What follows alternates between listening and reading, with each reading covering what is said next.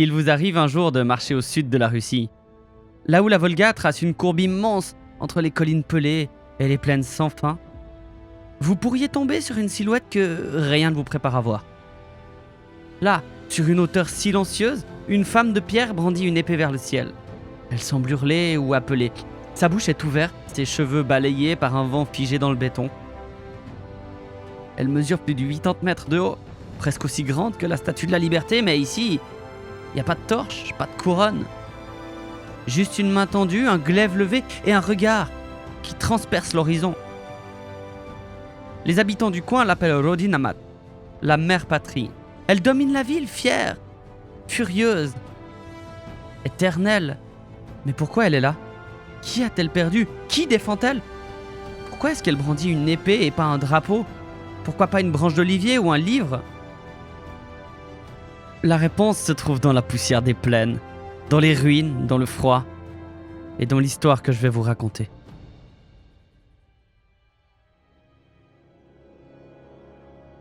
Il est 3h15 du matin. Nous sommes le 22 juin 1941.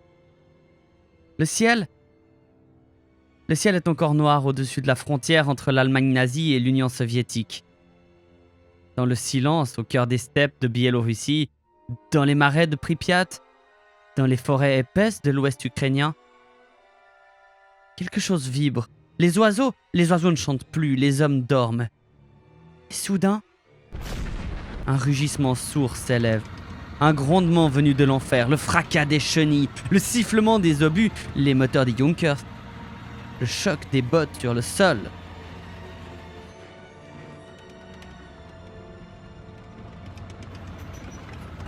Plus de 3 millions de soldats allemands, accompagnés de troupes roumaines, hongroises, italiennes et finlandaises, franchissent la frontière.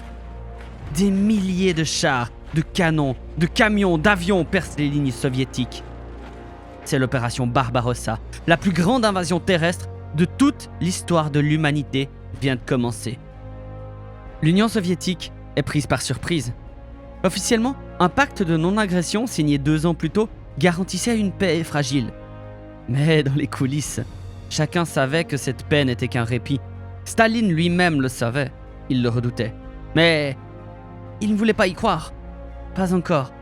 Les services de renseignement avaient pourtant prévenu. Les alertes avaient été nombreuses et pourtant les frontières sont démunies, les troupes sont mal organisées, les officiers supérieurs, pour la plupart, ont été exécutés lors des grandes purges des années 37-38. L'armée rouge est vaste, puissante sur le papier, mais mutilée, dirigée par des hommes trop jeunes, trop prudents ou trop zélés pour certains. La vie en Union soviétique en 1941, c'est rude. Le pays se relève lentement de décennies de guerre civile, de famine, de purges. L'industrialisation imposée de force par les plans quinquennaux a transformé les campagnes en villes-usines.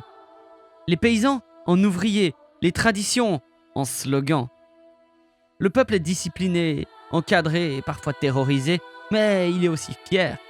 Fier d'avoir survécu, fier d'avoir construit un monde nouveau sur les ruines de l'ancien et fier surtout, fier d'être debout.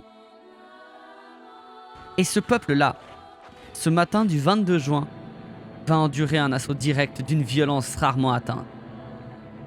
La Wehrmacht, armée régulière de l'Allemagne, déferle comme un ouragan. C'est une machine huilée, rapide, méthodique, horrible. Je ne vais pas revenir sur l'intégralité du plan de Barbarossa parce que premièrement c'est globalement inutile pour notre histoire, mais surtout parce que j'ai pas envie de faire des erreurs supplémentaires. Je suis pas historien, juste passionné. Globalement, 3 axes sont donnés pour les armées allemandes. Un groupe se dirige d'abord vers le nord et a pour objectif de prendre Leningrad. C'est une autre histoire intéressante ça d'ailleurs. Un second groupe fonce droit à travers le pays pour s'emparer de Moscou, alors que le dernier oblique vers le sud. En premier lieu, pour capturer les champs de pétrole dont l'Allemagne a immensément besoin dans le Caucase.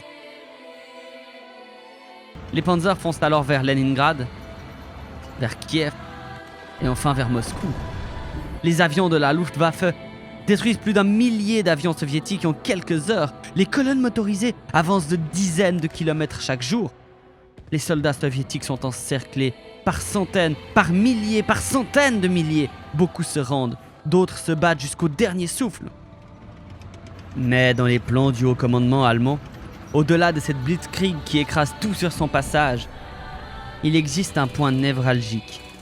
Une ville sur la Volga, au sud. Une ville industrielle, un point de passage, une artère vitale pour le ravitaillement soviétique. Une ville qui porte le nom de l'homme que le dictateur allemand déteste le plus. Une ville symbole. Et cette ville, c'est Stalingrad.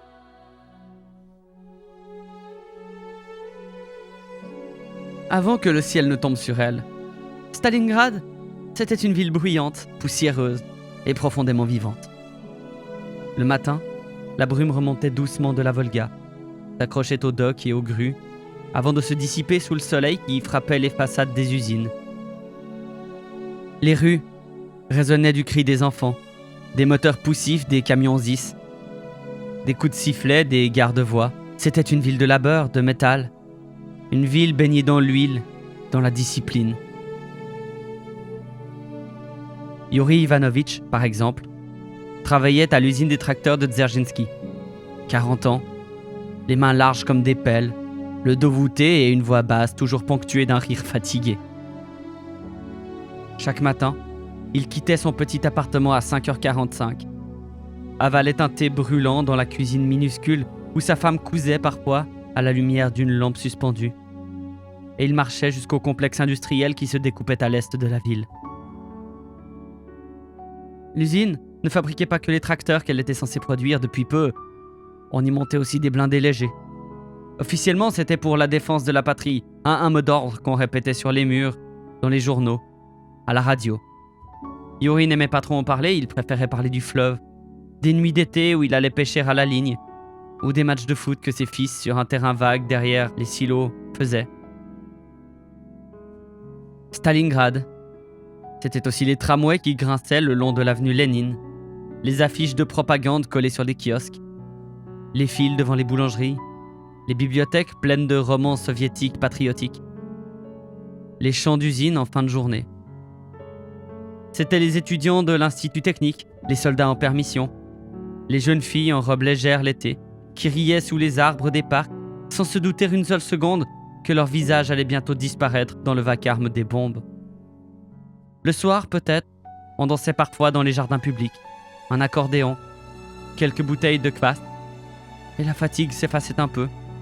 Le peuple vivait, avec peu, c'est vrai, mais il vivait. Stalingrad, c'était pas une ville parfaite. Il y avait la peur, bien sûr, la peur des lettres cachetées, les dénonciations, les visites à l'aube. Tout le monde connaissait quelqu'un qui avait disparu, mais on n'en parlait pas. On pensait à demain, on réparait, on construisait, on élevait des enfants, on jurait, on riait, on tombait amoureux. C'était une ville humaine, entièrement, douloureusement humaine. Et au-dessus d'elle, toujours, la Volga, large, lente, indifférente. Elle portait les péniches, elle portait les secrets.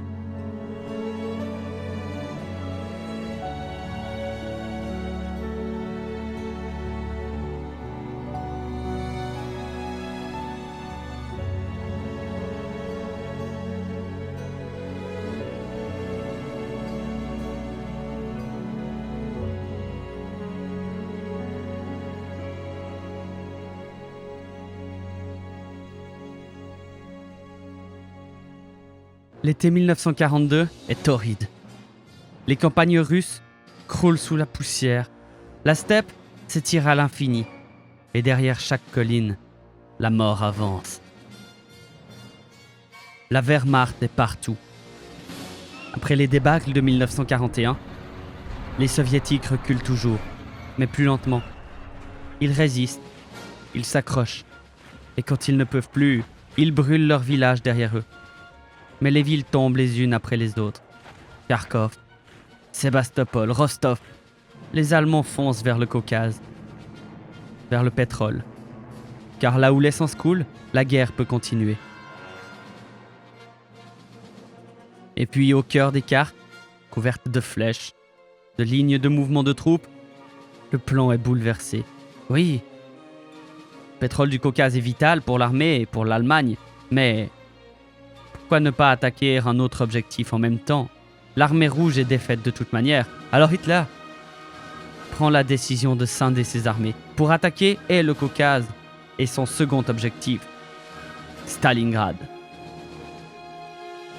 Pour son importance stratégique, c'est vrai, ou si peu. Il y a le fleuve, ouais. Il y a les voies ferrées, les usines, les silos. Mais c'est pas Bakou, c'est pas le pétrole, c'est pas Moscou, siège du pouvoir, non. C'est autre chose. C'est une idée. Un mot vissé sur toutes les lèvres soviétiques. Un totem. Une insulte vivante au rêve d'Hitler. La ville porte le nom de son ennemi personnel. Celui qu'il considère comme le monstre du siècle. Staline. Et dans la tête déjà empoisonnée du Führer, cette simple vérité devient une obsession. Capturer Stalingrad, c'est décapiter l'âme même de l'URSS. C'est planter son drapeau sur le nom même du communisme. C'est rayer Staline de l'histoire, sans même le toucher. Il n'y a pas besoin de plus. Le plan change. On détourne des divisions, on réoriente les efforts. C'est plus seulement le Caucase, c'est plus seulement le pétrole. Ce sera Stalingrad. Il l'annonce avec cette froideur implacable. Je prendrai la ville qui porte son nom, et ce sera son humiliation. Pour mener cette tâche, on confie l'objectif à la 6e armée, l'élite, l'une des meilleures formations de toute la Wehrmacht. À sa tête, un général discret, méthodique, intelligent, Friedrich Paulus. Paulus n'est pas un aventurier. C'est pas Guderian, génie des blindés. C'est pas un grand général étoilé comme von Manstein ou Rommel. Il n'a pas leur panache, il n'a pas leur instinct, mais il a autre chose. Une loyauté glaciale, une discipline d'état-major de fer. Il a fait ses armes dans les bureaux, dans les cartes, dans les ordres. Il connaît chaque division, chaque unité, chaque route. Il incarne la rigueur prussienne, l'armée bien tenue, la guerre rationnelle. L'homme idéal, pense-t-on, pour mener une guerre sans imprévu. Et jusqu'ici, il a tout gagné. Depuis les campagnes de France, des Pays-Bas, où il commanda son unité, celle-ci acquit le nom de 6e armée lors de la campagne de Belgique. Cette série de victoires lui vaut un poste à l'élaboration des plans pour attaquer l'Union soviétique. Et donc sur le front de l'Est, la 6e armée a écrasé les soviétiques à Kharkov. Elle a encerclé, piégé, anéanti des centaines de milliers de soldats. Chaque victoire est un engrenage bien huilé, une mécanique qui ne laisse aucune place au hasard. Paulus ne se précipite jamais. Il calcule, il écrase lentement comme une presse d'acier. Il est respecté, il est obéi, il est l'instrument parfait pour atteindre Stalingrad. Et alors que l'été s'étire, que les chars allemands dévorent la terre rouge des steppes, que les villages brûlent, que les civils fuient à pied, avec des valises nouées dans des draps, une idée se fige dans l'air, invisible, oppressante. La ville de Staline, la ville à abattre. Pour l'instant, on avance. Les colonnes motorisées foncent vers la Volga. Le soleil tape sur les casques. Les cartes se remplissent, la poussière monte. Et au loin, au bord du fleuve, Stalingrad attend, immobile. La steppe brûle sous le soleil d'août. Les colonnes de la 6e armée allemande avancent lentement. Leurs véhicules soulevant des nuages de poussière rougeâtre. Au loin, une silhouette se dessine à l'horizon. Stalingrad. Les soldats aperçoivent les cheminées des usines, les grues des docks, les immeubles alignés le long de la Volga. La ville est là, intacte, presque paisible. Pourtant, à l'intérieur, la vie continue. Les ouvriers de l'usine de tracteurs assemblent des machines, ignorant les grondements lointains. Les femmes du Komsomol, jeunes et déterminées, s'initient au maniement des canons anti-aériens. Les enfants, encadrés par leurs enseignants, creusent des tranchées autour des écoles. La ville se prépare, mais ne cède pas à la panique. Dans les faubourgs de la ville, Les premières escarmouches laissent penser que le combat est gagné d'avance, facile. Les Allemands prennent maison après maison sans rencontrer de résistance sérieuse. Mais le tout se corse rapidement. L'armée rouge est là, et la ville commence à prendre des allures de forteresse. La Wehrmacht semble bloquée. Alors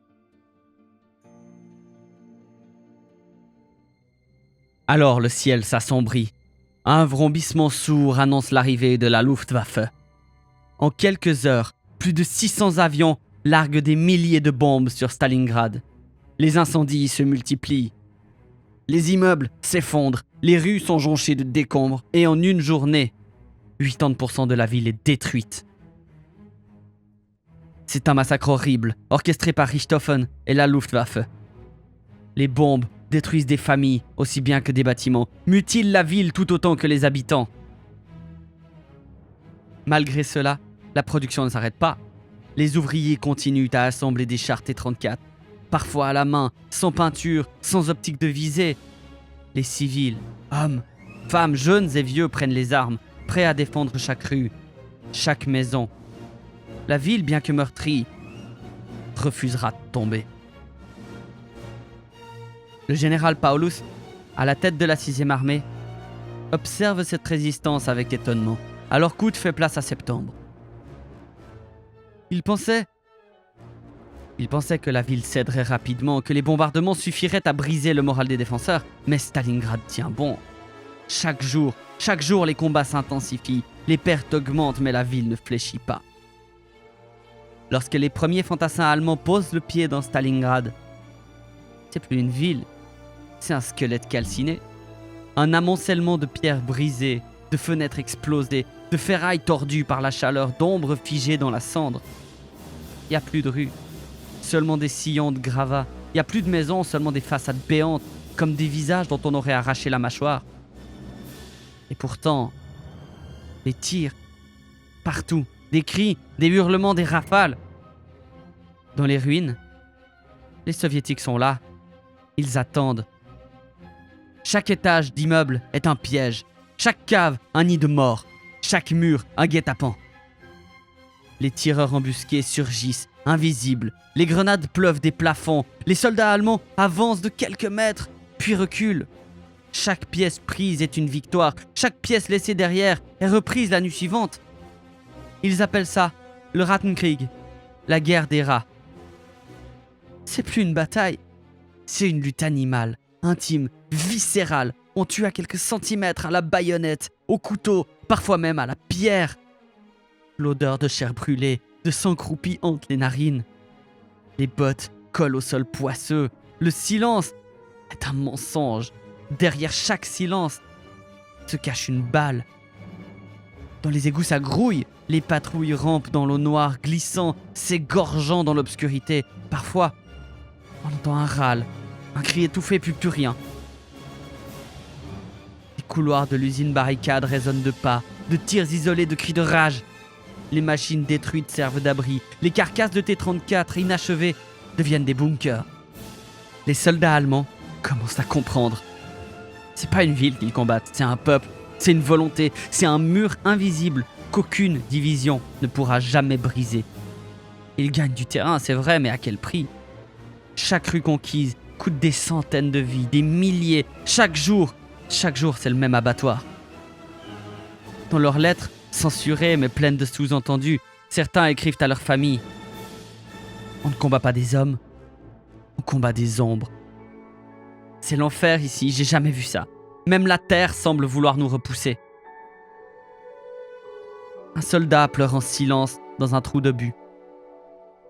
Un autre vomit après avoir découvert sous les décombres d'un immeuble effondré une femme serrant encore dans ses bras un enfant pétrifié, les deux calcinés ensemble. Certains commencent à murmurer des doutes, à voix basse, trop basse. Pourquoi sommes-nous là ? Pourquoi avons-nous fait ça ? Pourquoi cette ville ne veut-elle pas mourir ?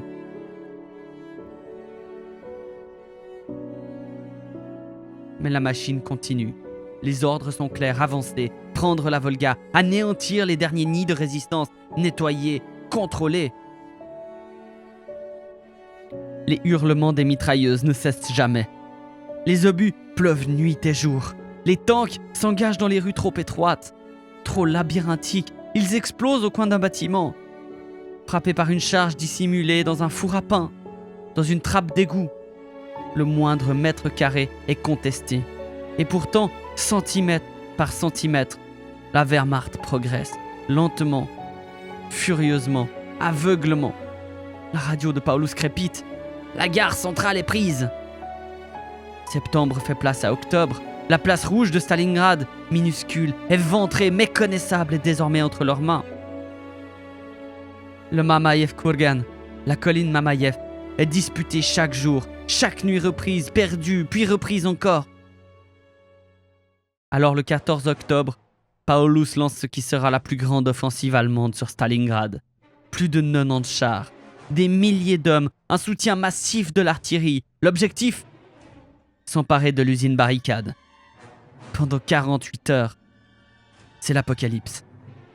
Les tirs ne s'arrêtent pas, l'air est irrespirable, les blessés hurlent à même le sol. L'usine est partiellement prise, mais jamais, jamais elle ne tombera complètement. Car dans l'usine, à peine un T-34 est assemblé, qu'il est tout de suite piloté par les ouvriers qui se mutent en soldats pour défaire l'avancée des Allemands. Puis vient ce moment, un moment sinistre. Un matin, un officier se tient devant un bâtiment autrefois splendide. Il déroule lentement le drapeau à croix gammée. Avec l'aide d'une unité, il le dresse. Et le drapeau monte lentement. Au loin, on l'aperçoit. Un commandant d'unité sourit peut-être, à peine. Les mitrailleuses crachent encore autour de lui. Les murs tremblent, mais le drapeau du Reich flotte sur Stalingrad, capturé. Capturé ? Pas entièrement, pas encore, mais juste assez. Juste assez pour le faire croire. Assez pour que dans les journaux allemands on puisse écrire « Stalingrad est tombé, en date du 15 octobre 1942 ». La pièce à l'honneur de la bataille de Stalingrad est frappée à Berlin. Le Führer est au comble de l'exaltation. En novembre, il prononce un discours sarcastique. Il annonce qu'à force d'avancer, l'Union soviétique s'est retrouvée de l'autre côté de la Volga, que Stalingrad est prise. Mais à Moscou, Staline ne dort plus. Pas depuis longtemps. Pas depuis que l'été a commencé à saigner.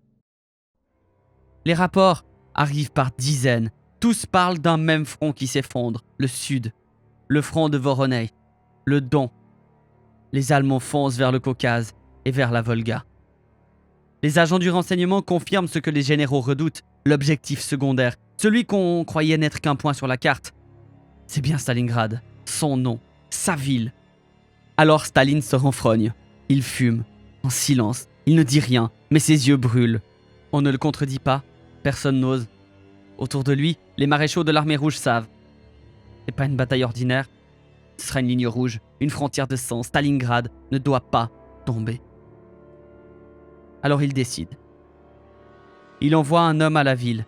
Un commissaire politique, pas un général. Pas un stratège, un homme du parti. De la ligne dure. Nikita Sergeyevitch Khrouchtchev. Il est rude, Khrouchtchev. Petit, trapu, nerveux mais dévoué. C'est un survivant des purges.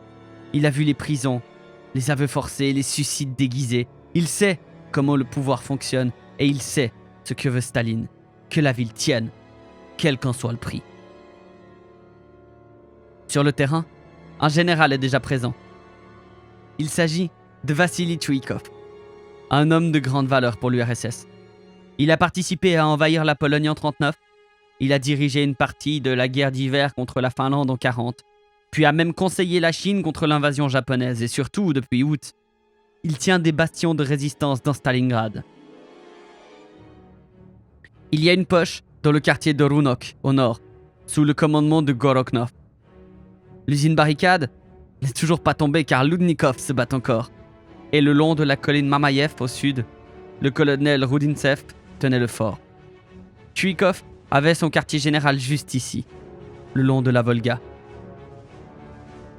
Mais la ligne qui tenait les défenseurs en vie commençait à faiblir, là où quelques jours auparavant, les renforts passaient par unités entières. Ce ne sont aujourd'hui que des groupes de quelques hommes qui parviennent à renforcer les points de résistance. Et alors ? Loudnikov dira « Comprenez-nous, ici, nous utilisons le mètre de Stalingrad comme unité, car chaque centimètre compte. Alors oui, l'Allemand est très, très loin d'ici, à 100 ou 120 mètres. Comprenez-nous, nous nous battons pour chaque maison, chaque pièce, et même l'escalier entre les étages. Là, il y a nous. Et derrière le mur, derrière ce mur, il y a peut-être un camarade, peut-être un Allemand, ou alors rien du tout. On ne peut pas le savoir avant d'avoir ouvert la porte et pris peut-être la balle qui nous attend. Mais nous tenons, et nous tiendrons. Khrouchtchev arrive à Stalingrad en train, sous les bombes, et il prend position dans un bunker improvisé. De là, il organise, il commande, il exige, il donne l'ordre de fusiller les déserteurs. Les détachements de barrages sont mis en place derrière les lignes. Pas un pas en arrière. L'ordre 227. Ceux qui fuient seront abattus, sans procès. Dans les premières semaines, les soviétiques sont repoussés. Vous savez, dans sa superbe vidéo sur la série Call of Duty, The Great Review explique que lors de l'attaque sur Stalingrad, les développeurs sont si forts qu'ils peuvent enlever les armes et quand même faire une bonne mission.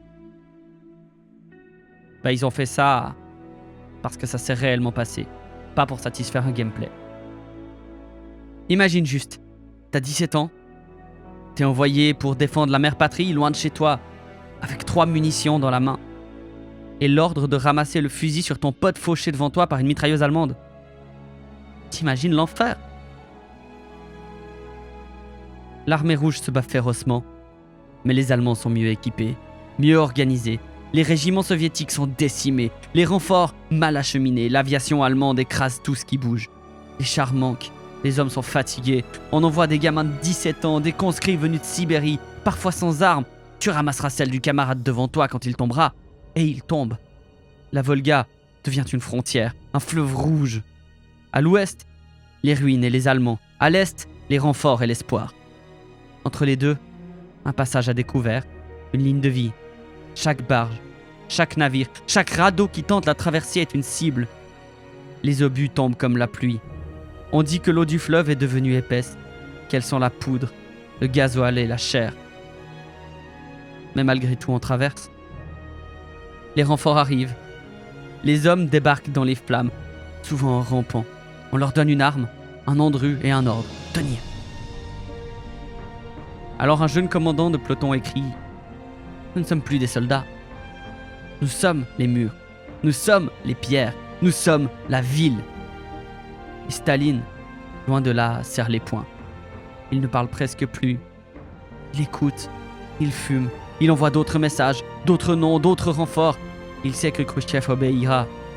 Il sait que la ville n'a pas le droit de tomber, parce que si Stalingrad tombe, c'est lui qui tombe. Alors on aligne les divisions, on mobilise les usines de l'Oural, on arrache des armes aux réserves de Sibérie, on promet à chaque homme qui tiendra une ruine 1 litre de vodka, une médaille. Parfois, une rédemption tout à fait insuffisante. Et surtout on prépare, en silence, en secret. Et pour l'instant, les soviétiques sont acculés à la Volga. Ils ne tiennent plus que quelques rues, quelques blocs d'immeubles, quelques étages. La ville n'en est plus une. C'est un champ de ruines où la mort se tapit à chaque coin de rue. Le Reich croit avoir gagné. Leur drapeau flotte toujours sur la ville et dans les sous-sols, dans les caves, dans la poussière. On attend le moment.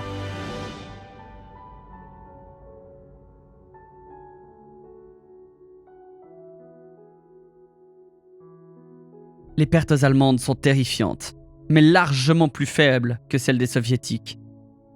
Certaines compagnies allemandes perdent jusqu'à 80% de leur effectif. Les renforts soviétiques continuent d'arriver, malgré la Volga, malgré les tirs, malgré tout. Des unités sibériennes entraînées au froid commencent à apparaître dans les lignes. Elles sont calmes, silencieuses. Leur regard n'a rien d'humain. Ce sont des hommes préparés à mourir. Et parfois, Parfois, être préparé à mourir, ça suffit pour survivre. La 6e armée commence à s'user. Les munitions manquent. Les uniformes ne suffisent plus pour le froid. On vole les bottes des morts, soviétiques, allemands, peu importe. On dort assis, accroupi, les pieds dans des sacs. On fume tout ce qu'on peut, des feuilles, vieux tissus, herbes sèches.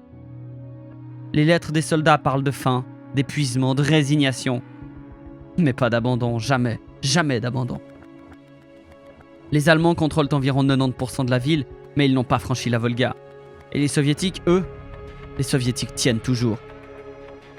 La Luftwaffe ne parvient pas à livrer autant de matériel que requis par la 6e armée. C'est un enfer que vivent les hommes. Chaque jour qui passe est une victoire pour les défenseurs. Chaque jour, Paulus s'enfonce davantage dans l'impasse. Et pendant ce temps-là, loin, très loin de là, sur les plaines gelées du Don, quelque chose se prépare.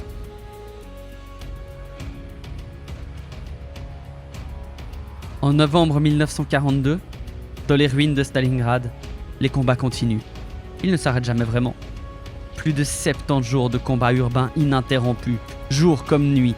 Les hommes n'ont plus de nom, plus de visage, seulement des armes, un uniforme sale, un regard vidé de toute âme. Et dans ce chaos, les Soviétiques arrêtent de reculer. Les lignes allemandes ne progressent plus, elles s'enlisent. Et surtout, elles s'étirent. La 6e armée de Friedrich Paulus, à ce moment-là, compte environ 280 000 hommes. Elle est soutenue par des éléments de la 4e armée blindée au sud. Mais autour d'elle, sur ses flancs, ce ne sont plus les divisions d'élite de la Wehrmacht. Ce sont des unités italiennes, roumaines, hongroises, mal équipées, mal entraînées, épuisées elles aussi. Leur matériel est obsolète, leurs armes, parfois d'un autre temps. Et leur ligne, étalée sur des centaines de kilomètres, sont désespérément fines. Les Soviétiques le savent. Ils observent, ils notent et surtout ils préparent. Depuis septembre déjà, les généraux Djoukov et Vassilievski travaillent sur une contre-offensive. Ils cherchent une faille, une opportunité. Et là, ils la trouvent. Elle est sous leurs yeux. L'erreur de l'Allemagne, la confiance. Hitler est convaincu d'avoir pratiquement gagné Stalingrad. Il ne veut pas entendre parler de retraite, ni même d'un repli stratégique. Il ordonne que la ville soit prise, entièrement, coûte que coûte.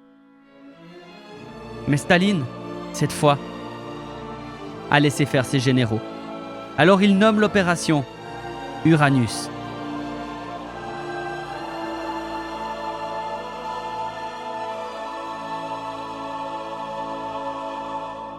Le 19 novembre 1942, à 5 heures du matin. C'est le silence. Un froid glacial, le vent souffle sur la steppe gelée. Et soudain un rugissement.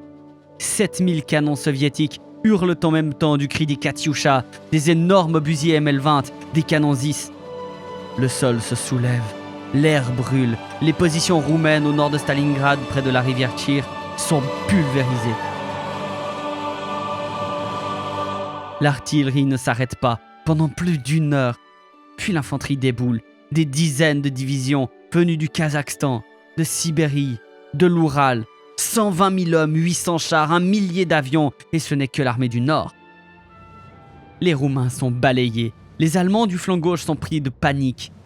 Certains bataillons sont encerclés dès le premier jour. Les téléphones ne répondent plus. Les lignes tombent une à une. Le lendemain, 20 novembre, une deuxième vague frappe le sud. C'est la 51e armée soviétique. Elle explose les défenses roumaines au sud de Stalingrad, vers Kalach. Même scénario, artillerie, chars, infanterie. Les positions allemandes s'effondrent comme du carton mouillé. Le 23 novembre, 3 jours après le début de l'opération, les 2 bras soviétiques se referment à Kalach sur le Don. L'encerclement est total.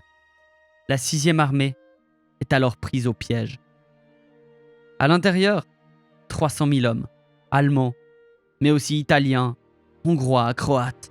À l'extérieur, des lignes soviétiques épaisses, renforcées, ravitaillées, qui se referment chaque heure davantage. On appellera plus tard ça le Kessel, le chaudron. À Berlin, la nouvelle provoque un choc. Certains généraux hurlent, d'autres ne comprennent pas. Mais Hitler, lui, refuse la réalité. Il exige que Paulus tienne. Il lui promet un ravitaillement par les airs. Il ordonne à la Luftwaffe de larguer 500 tonnes de vivres et de munitions par jour. Göring, chef de l'aviation, lui assure que c'est faisable. Mais c'est un mensonge, bien sûr que c'est un mensonge, évidemment que c'est un mensonge. En réalité, l'aviation ne pourra jamais larguer plus de 800 tonnes par jour, au mieux. Et souvent ce sera beaucoup moins que ça. Les Junkers sont abattus, le ciel est piégé, le froid est insupportable. Le carburant gèle dans les réservoirs. Certains pilotes larguent les caisses au hasard, sans même savoir si elles tombent du bon côté pour eux. Et dans le chaudron, la faim commence. Les soldats allemands rationnent tout. On fait fondre la neige pour boire. On mange les chevaux. Puis les chiens, les rats. On mange les écharpes. Puis plus rien.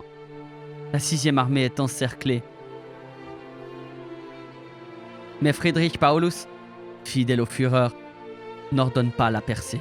Il attend, il espère que le pont aérien tiendra, que l'ordre viendra, qu'un miracle se produira. Les soldats attendent aussi. D'abord dans des bunkers improvisés, puis dans des caves, enfin dans des trous recouverts de tôle et de neige. Le froid tombe à moins 30 degrés, les fusils gèlent, l'acier colle à la peau. Le sang met du temps, trop de temps, à couler. La faim s'installe, toujours plus. On mange les rations prévues pour 3 jours en 3 heures. Puis on commence à cuisiner de l'écorce. On cuisine du cuir. On racle les restes de graisse sur les roues des camions. Un soldat allemand écrit « Quand un cheval meurt, 100 hommes accourent ». Les blessés meurent sans soin, les médicaments manquent. L'alcool médical est bu en cachette, l'eau est contaminée, la dysenterie explose. Certains meurent d'infections mineures, d'autres de simples engelures. Et les chanceux meurent d'une balle. La Luftwaffe, elle, échoue à répétition. Elle n'a pas assez d'avions, elle n'a pas assez de carburant. Et chaque jour, les Junkers sont abattus par la DCA soviétique. D'autres n'atteignent jamais la ville, la neige. Le vent, les tempêtes les dispersent. À peine 10% des besoins de la 6e armée sont couverts.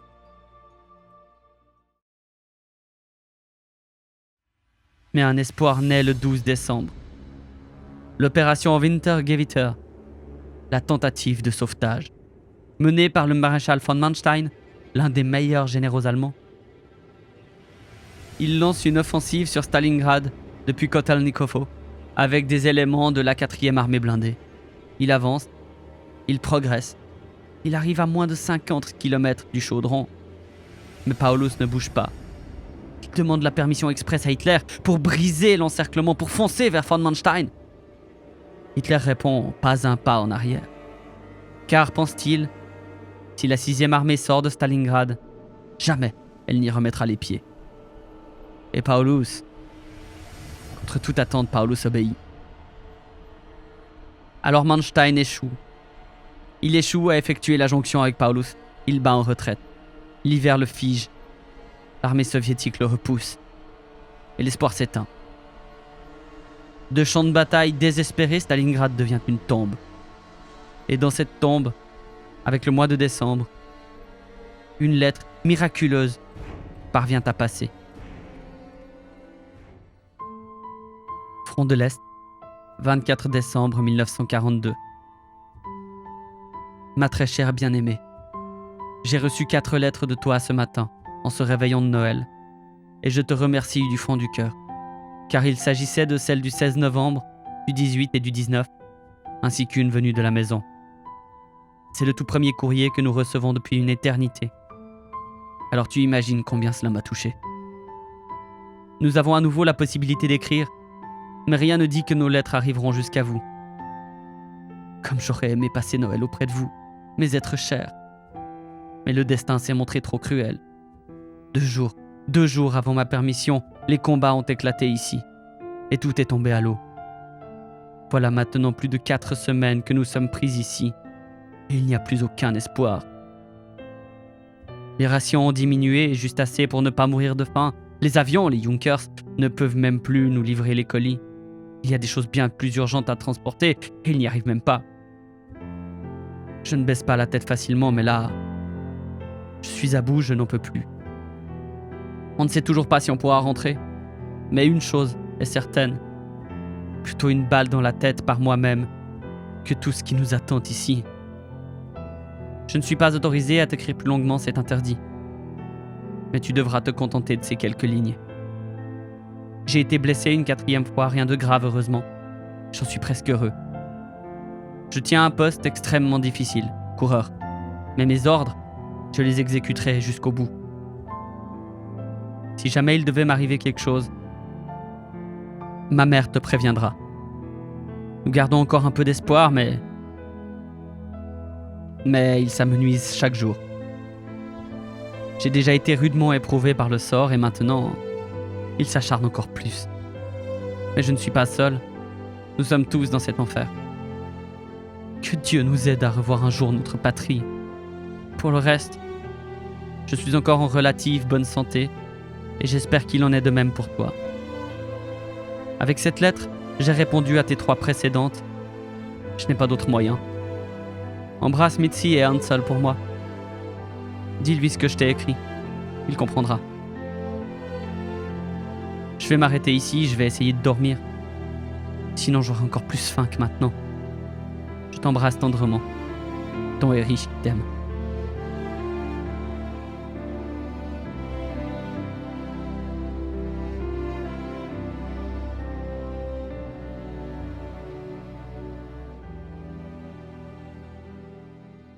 Janvier approche alors. Le chaudron se rétrécit lentement, inexorablement. C'est plus une ligne de front, c'est même plus un champ de bataille, c'est un piège, un cercle qui se referme, une tombe à ciel ouvert. L'artillerie soviétique ne s'arrête jamais. Les canons hurlent, mécaniquement, comme des battements de cœur d'acier. Les obus tombent le jour, la nuit, sous la neige, dans le silence. Ils déchiquetent les murs, soulèvent les pierres, pulvérisent les hommes. Il n'y a plus le moindre répit. Les snipers soviétiques sont partout, invisibles, tapis entre les ruines, dans les cheminées calcinées, entre les poutres noircies. Ils attendent, ils visent, puis une déflagration. Chaque fenêtre est un piège, chaque angle une menace, un geste de trop, un souffle. Et c'est la mort. Dans les airs, l'aviation rouge règne. Les Allemands ne lèvent plus les yeux. Les chasseurs fondent comme des rapaces. Les bombardiers laissent tomber leur cargaison sans cible précise, juste pour tuer, juste pour harceler, pour achever. Les survivants, ceux qui tiennent encore debout, se terrent. Ils grattent la terre gelée, cherchent des caves, des souterrains, des conduits. Tout est bon pour fuir la surface. Les rares abris encore debout sont surpeuplés. L'odeur est insoutenable. Une puanteur d'urine, de moisissure, de mort et de corps pourrissant à même le sol. Certains dorment sur des cadavres parce qu'ils sont encore tièdes. D'autres partagent leur abri avec des hommes sans jambes, sans mâchoires, sans yeux. Mais il n'y a plus de cris, plus même de larmes. Juste un silence mécanique. Comment l'humanité peut-elle soutenir une telle horreur ? Les blessés sont empilés de ce qu'on ose encore appeler des hôpitaux. Mais ce ne sont que des caves noires, sans chauffage, sans lumière, sans espoir. Certains sont encore vivants mais déjà gelés, raides, les paupières ouvertes. D'autres agonisent à voix basse pour ne pas déranger. La gangrène est partout. Il n'y a plus d'eau propre, pas de pansement, plus de morphine. Les officiers, eux, n'ont plus rien à dire, plus d'ordre à donner, rien. Leur discours sur l'honneur, sur la mission ne résonne plus. Ils regardent leurs hommes s'effondrer dans la neige, dans la crasse, dans le vide. Ils ont faim, ils ont froid, ils le savent. Ils savent que personne ne viendra. Et dans une cave effondrée, à la lueur d'une bougie qui tremble comme un souffle, un caporal, le visage noirci de suie, les doigts gelés, griffonne un bout de carton, arraché à une caisse de munitions vide. Il écrit lentement, en tremblant. Il écrit ce qu'il voit, ce que ce qu'il vit, ce que l'histoire refusera d'oublier. C'est pas la guerre, c'est la fin du monde. De leur côté, le 10 janvier 1943, les Soviétiques lancent l'opération Kolsto. L'anneau. Objectif : réduire le chaudron quartier par quartier, position par position. Ils avancent lentement, mais sûrement. La 6e armée est beaucoup trop faible pour résister. Certains régiments n'ont plus que 30 hommes, d'autres n'ont plus d'armes, les balles sont comptées. Il faut choisir, tirer ou espérer. Les Soviétiques reprennent l'aéroport Pitomink, puis celui de Goumark. Les Allemands n'ont plus aucun ravitaillement. Ils sont seuls, piégés et condamnés. Devant l'avance des Soviétiques, Paulus écrit désespéré à Hitler. Il demande la permission de se rendre. Il n'a plus rien, plus de vivres, plus d'obus. Les soldats se battent avec des pelles, parfois avec des poings quand ils sont encore capables de les lever. La réponse de Berlin est déconnectée et claire. Capituler est interdit.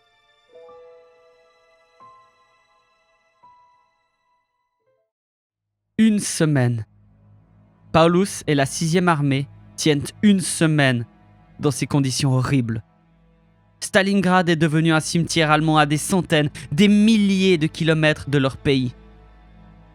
Ironie de l'histoire, ce jour-là, le 30 janvier, marque le 10e anniversaire de la montée d'Hitler au pouvoir. Et pour fêter ça, le Führer fait Paulus maréchal. C'est symbolique. Aucun maréchal allemand ne s'est jamais rendu. Le message est alors clair. Tu vas mourir à ton poste.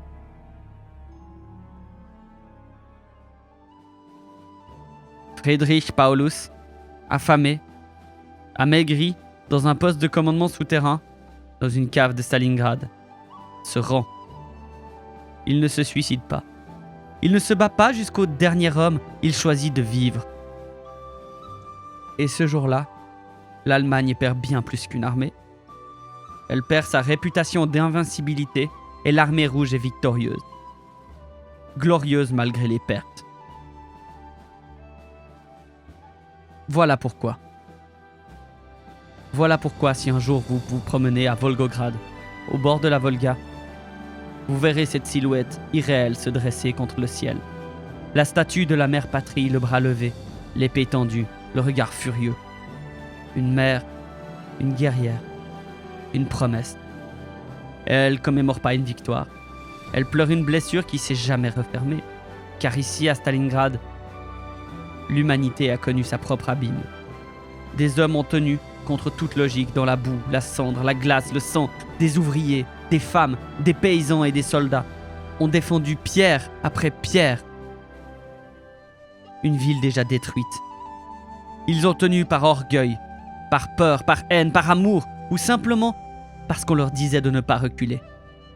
Et face à eux, la 6e armée allemande, jadis invincible, sous les ordres du général Friedrich Paulus, s'est brisée contre les ruines d'une ville qui refusait de mourir. À ses côtés, von Manstein, Göring, Hitler lui-même, tous ont cru que Stalingrad tomberait.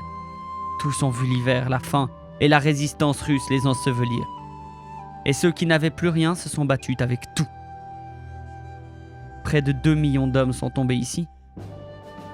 Soldats allemands, soviétiques, roumains, italiens, hongrois. Une génération entière ensevelie sous les briques, la neige et les souvenirs. Presque 500 000 morts pour l'Union soviétique, plus de 300 000 morts blessés ou capturés du côté de l'Axe. Pour une seule ville, un seul nom, un symbole. Alors oui, c'est là, sur la colline Mamayev, où des milliers de soldats sont morts pour quelques mètres de terre, que la mère patrie se tient. Silencieuse, immense, presque aussi haute que la statue de la liberté. Mais ici, contrairement à Manhattan, elle ne promet pas un rêve. Elle rappelle un cauchemar. Elle est là pour les Russes, elle est là pour les Allemands. Elle est là pour tous ceux qui ont crié dans le froid, dans la nuit et dans les flammes. Elle se tient haute, puissante, pour que l'on n'oublie pas. Et vous savez quoi ? on est en train d'oublier.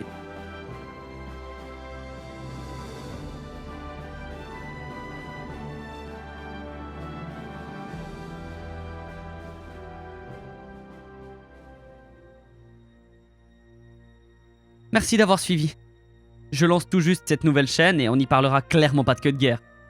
J'ai quelques sujets déjà prévus, mais l'idée, c'est vraiment de raconter des histoires que j'ai envie de raconter, quel que soit le thème, quelle que soit l'époque ou le genre.